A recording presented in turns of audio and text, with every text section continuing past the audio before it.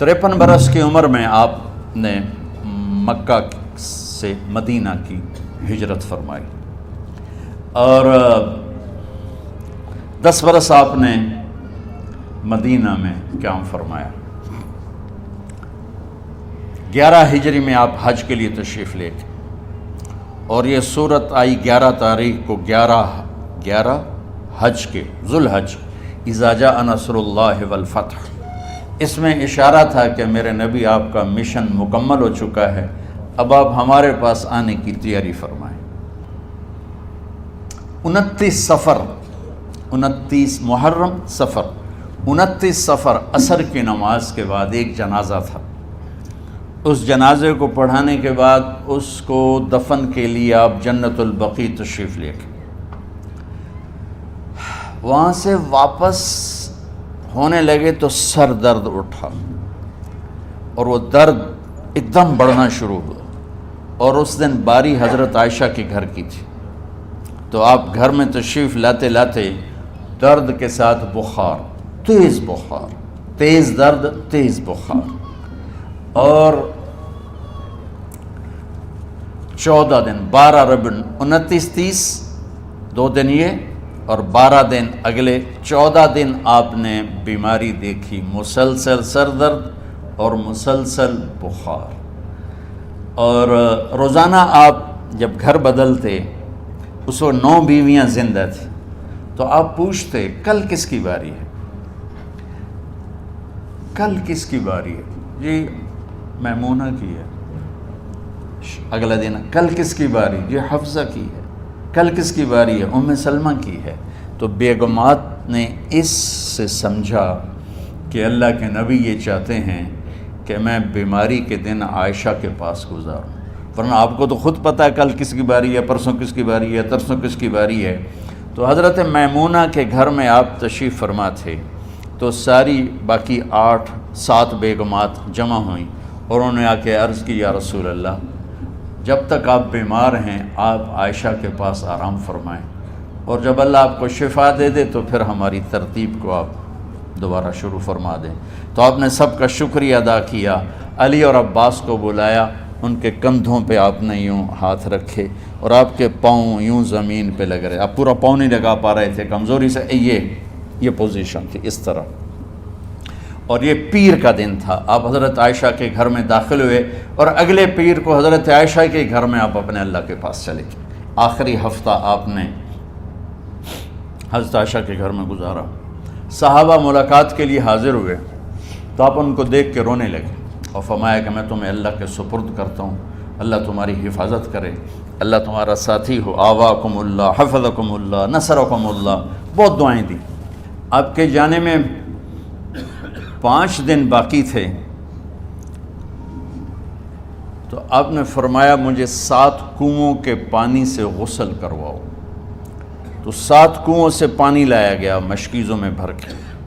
تو حضرت عائشہ کے گھر میں کوئی ایسا ٹب نہیں تھا جس میں بیٹھ کے وہ آپ نہا سکتے، تو حضرت حفصہ کے گھر سے ٹب منگوایا گیا، آپ اس میں بیٹھے، تہمت باندھا ہوا تھا، کرتا اتارا اور آپ پر 7 کنوؤں کا پانی ڈالا گیا، تھوڑا تھوڑا تھوڑا تھوڑا تھوڑا تھوڑا، تو اس سے بخار کی شدت کم ہوئی، اور آپ سر درد کی وجہ سے آپ نے ایسے پٹی باندھی سرخ رنگ کی، اور اس کے بعد حضرت علی اور فضل بن عباس کے کندھوں کا آسرا لے کر آپ مسجد میں تشریف لائے اور آپ ممبر پر بیٹھے اور آپ نے فرمایا،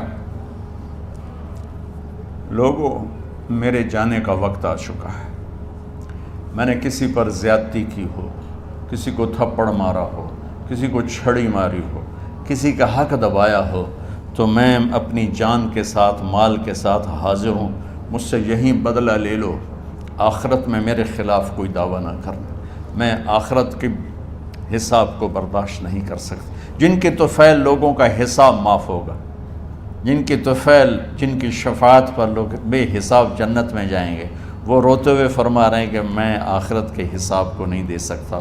تو سارے صحابہ رونے لگے، لیکن آپ اپنی بات کو دہراتے رہے، کوئی بھی نہیں اٹھا۔ تو آپ نے ظہر کی نماز پڑھائی، ظہر کے بعد پھر ممبر پر آئے اور فرمایا کہ لوگو یہیں مجھ سے حساب کتاب کر لو، آگے نہ کرنا، بتاؤ میں نے کسی کا کوئی حق دینا۔ ایک صحابی کھڑے ہو، یا رسول اللہ آپ نے میرے 3 روپے دینے ہیں، 3 درہم۔ تو آپ نے فرمایا دینے ہوں گے ضرور، پر مجھے یاد نہیں، بتاؤ گے کس طرح دینے ہیں؟ کہ یا رسول اللہ آپ کے پاس سائل آیا تھا، آپ سے مانگا، آپ کے پاس تھے نہیں، تو آپ نے مجھ سے کہا تیرے پاس کچھ ہیں؟ تو میرے پاس 3 درہم تھے، تو آپ نے فرمایا تو دے دے، میں بعد میں ادا کر دوں گا۔ تو ہاں یاد آ گیا۔ تو میرے نبی کے گھر میں تو تیل نہیں تھا، ایک چھٹانگ جس سے چراغ جلتا، پیسہ کہاں سے آتا؟ تو آپ کے سامنے آپ کے کزن فضل بن عباس کھڑے تھے، آپ نے فرمایا فضل میرا قرضہ ذمے لیتے ہو؟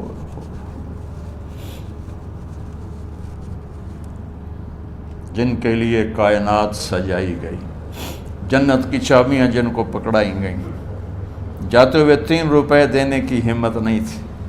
کہا فضل میرا قرضہ ذمے لیتے ہو؟ کہا جی یا رسول میں اپنے ذمے لیتا ہوں۔ کہا اس سے لے لینا۔ آپ گھر تشریف لے گئے، نماز کے لیے آتے تھے، پڑھاتے تھے۔ جمعرات کو عشاء کی نماز پڑھانے کے لیے اٹھ نہیں سکے، گر گئے، پھر اٹھنے لگے، اٹھ نہیں سکے، گر گئے، پھر اٹھنے لگے، اٹھ نہیں سکے۔ تو آپ نے فرمایا ابو بکر سے کہو نماز پڑھائے، عشاء کی نماز۔ ابو بکر ذرا پیچھے کھڑے تھے، عمر آگے کھڑے تھے۔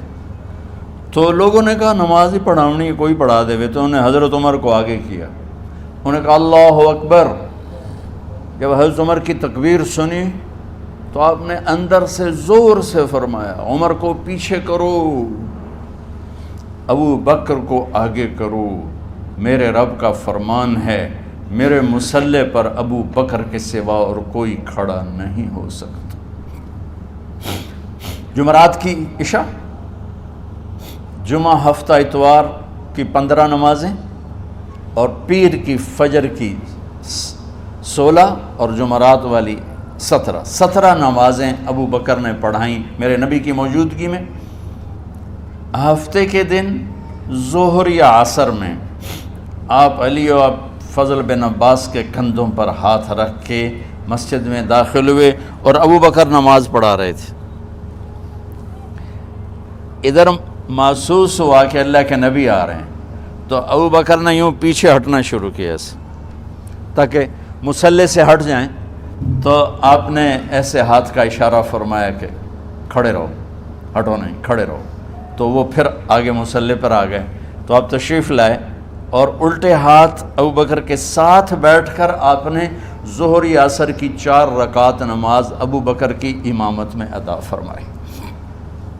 یہ آپ کی آخری نماز تھی مسجد کے اندر امت کے ساتھ اور تشریف لے کے۔ جمعہ کا دن تھا، جبریل آئے، یا رسول اللہ مجھے اللہ نے بھیجا ہے کہ جاؤ میرے محبوب کا حال پوچھ کے آؤ۔ اللہ اکبر۔ تو اب درد اور بخار دونوں چیزیں تھیں، سر کا درد بھی ہیوی ویٹ تھا اور بخار بھی، تپش۔ تو آپ نے کہا جبریل تکلیف ہے، تکلیف میں۔ ہفتے کا دن پھر جبریل آئے، یا رسول اللہ مجھے اللہ نے بھیجا ہے کہ جاؤ میرے محبوب کا حال پوچھ کے آؤ۔ پھر آپ نے فرمایا تکلیف میں۔ اتوار کو پھر جبریل آئے، یا رسول اللہ نے بھیجا ہے کہ جاؤ میرے محبوب کا حال پوچھ کے آؤ۔ 12 ربیع الاول آ گئی، 632 عیسوی اور 11 ہجری، آپ کی طبیعت میں بشاشت آئی۔ تو صحابہ نماز پڑھ رہے تھے، آپ نے دروازہ کھول کے سب کو یوں دیکھا۔ تو حضرت انس فرماتے ہیں ہم سب نماز میں تھے، لیکن جب دروازہ کھلنے کی آواز آئی اور اللہ کے نبی کا چہرہ، تو ہم سب نماز میں یوں ہو گئے، نماز کے اندر ہی سارے اللہ کے نبی کو دیکھنا شروع کر دی، بھول ہی گئے کہ نماز پڑھ رہے ہیں، ایسے گم ہو گئے آپ میں۔ تو آپ نے جلدی سے دروازہ بند فرما دیا۔ یہ آپ کی آخری زیارت تھی اپنی امت کے لیے۔ اس کے بعد آپ اپنے اللہ کی طرف کا سفر شروع کیا۔ تو اشراق کے بعد آپ نے اپنی بیگمات کو بلایا، ان کو بتایا نہیں کہ میں آج جا رہا ہوں، سب سے ملے، سب کو الوداع کیا اور انہیں بھیجا۔ اس کے بعد آپ نے حضرت فاطمہ کو بلایا، جنت کی عورتوں کی سردار، سب سے زیادہ محبوب بیٹی، سب سے زیادہ جگر کا ٹکڑا، دل کا ٹکڑا کا، جس نے فاطمہ کو دکھ دیا مجھے دکھ دیا، جس نے اسے سکھ دیا مجھے سکھ دیا۔ ہاں، ان کو قریب کا، بیٹی قریب ہو، تو ان کے کان میں کہا میں جا رہا۔ وہ رونے لگی، تو ہم نے کہا رو نہیں، چند دنوں کے بعد تیری میری ملاقات ہو جائے گی سب سے پہلے۔ تو 6 ماہ بعد حضرت فاطمہ کا بھی 24 سال کی عمر میں یا 25 سال کی عمر میں انتقال ہو گیا۔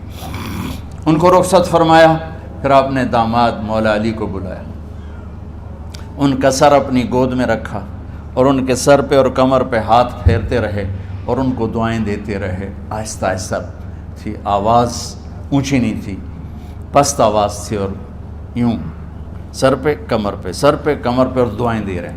ان کو رخصت فرمایا، آخر میں اپنے جگر کے ٹکڑے حسن اور حسین کو بلایا، جو ہی سینے سے لگایا آنسو شروع ہو گئے۔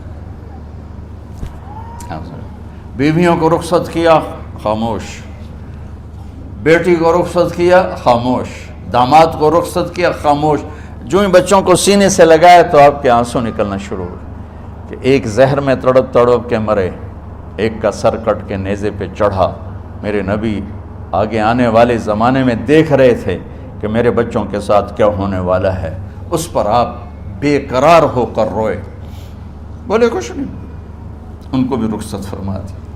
جب وہ چلے گئے تو جبریل آ گئے، یا رسول اللہ،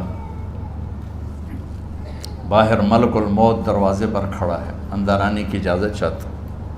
تو آپ نے فرمایا آ جائے، میں نے کب روکا؟ تو ملک الموت اندر آیا، ایک فرشتہ اور بھی تھا، کہا السلام علیکہ یا رسول اللہ، یا رسول اللہ میں آپ کو سلام پیش کرتا ہوں، میں نے کبھی کسی کو سلام نہیں کیا۔ آپ کے رب نے فرمایا جب جاؤ تو اجازت لے کے جانا، بن اجازت اندر نہ جانا، میں کبھی کسی سے اجازت نہیں لیتا۔ اللہ تعالیٰ نے فرمایا آنا چاہیں تو لے آنا، رہنا چاہیں تو چھوڑ کے آ جانا، یہ اختیار اللہ نے کبھی کسی کو نہیں دیا، آپ پہلی اور آخری ہستی۔ تو آپ نے فرمایا اگر میں اجازت دے دوں تو میری جان نکالو گے؟ کہا جی نکالو، میں تو اللہ کے امر کا پابند۔ تو آپ نے جبریل سے پوچھا کیا کہتے ہو، تم کیا کہتے ہو؟ جبریل نے کہا یا رسول اللہ، اللہ آپ کی ملاقات کے شوق۔ سبحان، میرے بھائی بہنوں، اللہ سے یہ دعا کیا کرو یا اللہ ایسی موت دے جب جانے کا وقت ہے تو ہماری ملاقات کے شوق میں ہو۔ ایک صحابی کا انتقال ہوا، آپ نے ان کی قبر پہ جا کے یہ دعا کی، یا اللہ طلحہ جب تیری بارگاہ میں پیش ہو تو اسے دیکھ کے مسکرائے، یہ تجھے دیکھ کے مسکرائے، سارے دکھ درد دور ہو جائیں گے۔ تو جبریل بولے یا رسول اللہ، اللہ آپ کی ملاقات کے شوق میں۔ آپ نے فرمایا جاؤ اللہ سے پوچھ کے آؤ میرے بعد میری امت کے ساتھ کیا کرے گا، جاؤ پوچھ کے آؤ حسن حسین کے ساتھ کیا کرے گا۔ یہ پوچھنا، ہر کوئی اپنے بچوں کو یاد کرتا، مرنے والے بچوں کو یاد کر، بچے میلاد۔ میرے والد اچانک ہارٹ اٹیک میں فوت ہو گئے تو ہماری بہنیں موجود نہیں تھیں، میری 2 بہنیں، تو میرے والد بار بار کہتے میری دھیاں مینوں ملا دیو، میری دھیاں مینوں ملا دیو۔ اور میرے نبی نے کہا میری امت کا مجھے بتاؤ پہلے کیا کرو گے؟ حسن حسین کا نہیں کہا، جن کو ذبح ہوتے بھی دیکھا، زہر میں تڑپتے بھی دیکھا۔ واہ یا رسول اللہ، آپ نے کیا وفا کی اور ہم نے کیا صلہ دی، سارے خنجر انہی کے سینے میں ہی اتار دیے، ہر تیر کھینچ کے آپ کے جگر کے پار کیا، ہر نافرمانی کا ٹھیکہ لے لیا۔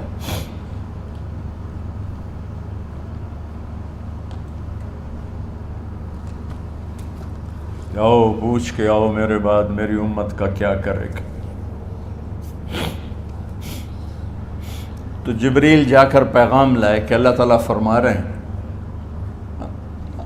ہم آپ کی امت کو تنہا نہیں چھوڑیں گے. میرے رب کی عزت کی قسم خواتین و حضرات، میرے رب کی عزت کی قسم، میرے نبی یہ بات نہ اٹھاتے تو کوئی ہم میں خنزیر بنتا، کوئی بندر ہو جاتا، کوئی کتا ہو جاتا، کوئی سانپ بچھو بن جاتا. اس کملی والے پہ درود و سلام پڑھو جس نے اولاد کو پیچھے کر کے تمہیں اللہ سے مانگا. جب تک اللہ نے یہ نہیں کہا کہ آپ کی امت کے بارے میں راضی کر دوں گا، آپ نے فیصلہ نہیں کیا کہ چلو ملک الموت اللہ کی تقدیر کو پورا کرو. اور جاتے ہوئے 2 نصیحتیں فرمائیں، وہ بھی بچوں کے لیے نہیں، بیویوں کے لیے نہیں، امت کے لیے. الصلاۃ وما ملکت ایمانکم، اے میری امت نماز نہ چھوڑنا، نوکروں سے اچھا سلوک کر. حقوق اللہ نماز، حقوق العباد غریب لوگ کا فرمایا غریبوں پہ ترس کھانا، اپنے نوکر ملازم غلاموں پہ ترس کھانا، اور نماز نہ چھوڑنا، نماز نہ چھوڑنا، نماز نہ چھوڑنا، نماز آخر الفاظ سے نماز نہ چھوڑنا، نماز نہ چھوڑنا، نماز نہ چھوڑنا. اور اب حضرت عائشہ کے سینے پر اس طرح نیم دراز تھے. حضرت عائشہ یوں سیدھا بیٹھی ہوئی تھی. اب فرمایا کل مجھے فخر حاصل ہے، مات فی سحری و نحری، میرے نبی نے میری گردن اور سینے کے درمیان اللہ کو جان پیش کی. آپ اس طرح نیم دراز تھے. تو تھوڑی دیر پہلے عبد الرحمن بن عوف آئے، آپ کے عبد الرحمن بن ابو بکر آئے، آپ کے ہاتھ میں تازہ مسواک تھا. تو آپ مسواک بہت فرماتے تھے. تو آپ اتنے کمزور ہو چکے تھے کہ بولا نہیں جا رہا تھا. تو آپ کی نظریں مسواک پہ ٹک گئیں، دیکھے جا رہے ہیں، مسواک کو دیکھے جا رہے ہیں. حضرت عائشہ نے محسوس کیا کہ نظریں مسواک پر ہیں. تو کہا یا رسول اللہ اب مسواک کرنا چاہتے ہیں. تو آپ نے تو حضرت عائشہ نے اب بھائی سے لے کر وہ لکڑی اور اپنے منہ میں چبائی اور آپ کے منہ میں اس طرح کر کے خود چلائی. کہا میں وہ خوش قسمت ہوں جس کا لعاب آخری غذا تھی جو میرے نبی کے منہ میں گیا، وہ حضرت ام عائشہ کا لعاب مبارک تھا. اور پھر اس کے بعد اگلا یہ سارا واقعہ ہوا. تو آپ نے کہا الصلاۃ وما ملکت ایمانکم، ایک نماز نہ چھوڑنا، ایک اپنے نوکر نوکرانی غلاموں سے اچھا سلوک کرنا، اور پھر اللہم الرفیق الاعلی، یا اللہ بلا لے. جب آپ نے اعلان کیا کہ چلو تقدیر کو پورا کرو، تو جبریل بھی غمگین ہو کر کہنے لگے یا رسول اللہ پھر میرا بھی آج دنیا میں آخری دن ہے، آج کے بعد میں بھی کبھی اس دنیا میں لوٹ کے نہیں آؤں گا، یعنی وحی کے ساتھ. آپ کی آنکھیں بند ہوئیں. حضرت عائشہ رضی اللہ تعالیٰ عنہ کی چیخ نکلی تو ساری بیگمات دوڑی آئیں. تو آپ کی منزل پوری ہو چکی تھی. تو آپ کو لٹایا گیا اور چادر ڈال دی گئی. ابو بکر رضی اللہ تعالیٰ عنہ اپنی دوسری بیگم کے پاس گئے تھے عوالی، 3-4 میل. پتہ چلا تو وہاں سے گھوڑے پر وہ دوڑتے ہوئے آئے اور آ کر آپ کے ماتھے سے چہرے سے کپڑا ہٹایا اور آپ کے ماتھے پر بوسہ لیا. تو آپ کے آنسو ماتھے پر گرے. کوا و نبیہ وا خلیلا وا صفیہ، ہائے میرا نبی، ہائے میرا دوست، ہائے میرا خلیل، ہائے میرا جگر. کہ یا رسول اللہ آج کے بعد آپ کوئی دکھ نہیں دیکھیں گے. جب آپ درد سے بے قرار تھے اور بی بی فاطمہ رضی اللہ تعالیٰ عنہ ساتھ بیٹھی تھیں، تو آپ کی بے قراری کو دیکھ کر وہ رونے لگی کہ ہائے میرے ابا کا درد، ہائے میرے ابا کا درد. تو میرے نبی نے کہا ما علی ابی کی کرب بعد اليوم، بیٹی آج تیرے باپ کے دکھ کا آخری دن ہے، آج کے بعد کوئی دکھ نہیں دیکھیں گے. تو صدیق نے کہا آپ آج کے بعد کوئی دکھ نہیں دیکھیں گے. اب تشریف لے گئے مسجد میں تو کوہرام مچا ہوا تھا، کچھ گمسم تھے، اور عمر رضی اللہ عنہ تلوار اٹھائے ہوئے تھے. جو کہے گا اللہ کا نبی فوت ہوگا میں سر اڑا دوں گا، وہ فوت نہیں ہوئے، وہ اللہ کے پاس گئے. ایک جنونی کیفیت پیدا ہوگی، وہ واپس آئیں گے، سارے کفار سے جہاد کریں گے. تو ابو بکر ممبر پر آئے، کہا عمر بیٹھ جاؤ. عمر کہنے لگے نہیں بیٹھتا، انکار نہیں بیٹھتا، اور تلوار ایسے. سبحان اللہ، واہ صدیق واہ. آپ نے ممبر پہ کھڑے ہو کر کیا سونے سے بھی لکھے جائیں تو کم ہے، قیمت اس سے زیادہ ہے. میرے صدیق نے کہا لوگو من کان یعبد محمدا فإن محمدا قد مات، جو محمد کی پوجا کرتے تھے تو آج محمد کو اللہ نے موت دی تھی، ومن کان یعبد اللہ فإن اللہ حی لا یموت، اور جو اللہ کی پوجا کرنے والے ہیں وہ یاد رکھو ان کا اللہ زندہ ہے، موت سے پاک۔ پھر آپ نے انک میت وانہم میتون، میرے محبوب آپ کو بھی موت آئے گی اور ان سب کو موت آئے گی۔ حضرت عمر فرماتے ہیں جب میں نے یہ آیت سنی تو میں یوں نہیں گرا، ایسے گرا سیدھا، ٹانگوں سے جان نکل گئی تو یوں گرے ایسے یوں، اور کہنے لگے مجھے یقین ہو گیا کہ موت آ گئی اور اللہ کے نبی ہمیں چھوڑ کے چلے گئے۔ غسل کون دے، کیسے دے؟ اہل بیت نے غسل دینا تھا۔ آپ کے کپڑے اتار کے غسل دیا جائے یا جو آپ نے کپڑے پہنے ہیں اسی میں غسل دیا جائے تو پریشان ہے، کیا کیا جائے؟ سب پہ اونگ طاری ہو گئی، ایک دم سب کو نیند آئی اور غیب سے آواز آئی کہ ہمارے نبی کو کپڑوں سمیت غسل دیا جائے۔ آپ کے بدن مبارک سے کپڑا نہیں اتارا، کوئی اتارے نہیں، تو اس آواز پر سارے بیدار ہوئے۔ تو حضرت عباس، فضل بن عباس، شقران آپ کے غلام، اور اسامہ بن زید اور علی بن ابی طالب آپ کو غسل دینے والے تھے۔ حضرت علی آپ پر پانی ڈال رہے تھے اور فضل بن عباس جسم کو مل رہے تھے، اور حضرت علی ساتھ ساتھ روتے ہوئے یا رسول اللہ آپ نے ہی ہمیں صبر کا حکم دیا، اگر آپ ہمیں صبر کا نہ کہتے تو آج ہم دنیا کو رو کے دکھاتے، اور آج ہم دنیا کو اپنا غم دکھاتے کہ کس طرح غم کیا جاتا ہے۔ اور یا رسول اللہ آپ کے جانے پر وہ نقصان ہے جو قیامت تک نہ پہلے ہوا نہ بعد میں ہوگا کہ آپ کے بعد نبوت کا دروازہ بند ہو گیا۔ اس طرح پانی بھی ڈال رہے تھے اور روتے بھی جا رہے تھے، اور فضل بن عباس وہ آپ کے پہلو بدل کر ہاتھ مل رہے تھے، ہاتھوں سے مل رہے تھے۔ قبر کے کھودنے کا وقت آیا تو وہ لحد ہوتی ہے، کھڈا کھود کے پھر سائیڈ میں کھڈا کھودا جاتا ہے، اور ایک ہوتا اسٹریٹ جیسے ہمارے ہاں ڈال کے اوپر وہ سلیب ڈال دیتے ہیں، تو کیسے بنائی جائے؟ تو ابو طلحہ رضی اللہ تعالیٰ عنہ قبر بناتے تھے وہ والی لحد والی، تو فرمایا جو پہلے آ جائے گا نا وہی قبر تیار کر لے، تو ابو طلحہ پہلے آ گئے تو لحد والی قبر تیار کی گئی، اور آپ کے کفن دینے کے بعد وہی وہ سب چلے گئے۔ اس کے بعد باری باری اہل بیت، ان کی خواتین، ان کے بچے، پھر مہاجرین، ان کے خواتین، ان کے بچے، ان کے نوکر، پھر انصار، ان کی خواتین، ان کے بچے، ان کے نوکر۔ تو پیر اور منگل یہ 2 دن سارے گزر گئے، اور منگل کو عشاء کے بعد جا کر یعنی بدھ کی رات آپ کی تدفین کا وقت آیا۔ تو جب آپ کو قبر میں اتار دیا گیا تو مغیرہ بن شعبہ رضی اللہ عنہ کھڑے تھے، انہوں نے اپنی انگوٹھی اتار کے اندر پھینک دی لحد، تو پھر کہنے لگے علی یہ میری انگوٹھی نیچے گر گئی ہے، اٹھا لوں۔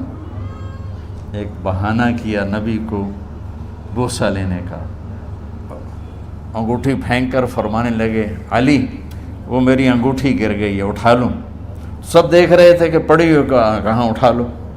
تو انگوٹھی کیا اٹھانی تھی، نیچے جا کر اللہ کے نبی کو لپٹ کے اور دھاڑ دھاڑ رونا شروع کیا، سب صحابہ کی چیخیں نکال دی۔ انگوٹھی تو ایک بہانہ ہی تھا، آخری شخص جس کا جسم نبی کے جسم سے ٹچ ہوا وہ مغیرہ بن شعبہ ہے۔ تو پھر سب نے شور مچایا کہ باہر نکالو، باہر نکالو، باہر نکلو، باہر نکلے۔ تو اینٹیں لگائی گئیں، پھر مٹی ڈالی گئی۔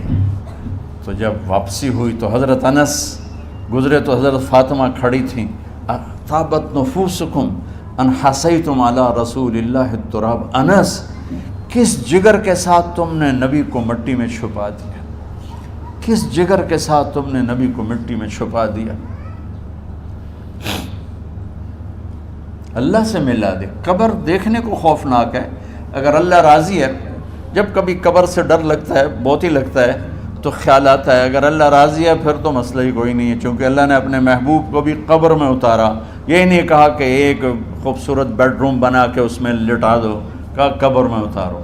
اگر اللہ راضی ہے تو مرنے والی ہو یا مرنے والا ہو تو مزے ہی مزے ہیں۔ یہ سارے دعا کرو کہ جب ہم دنیا سے جا رہے ہوں اللہ ہم پہ خوش ہو، اللہ ہم سے راضی ہو۔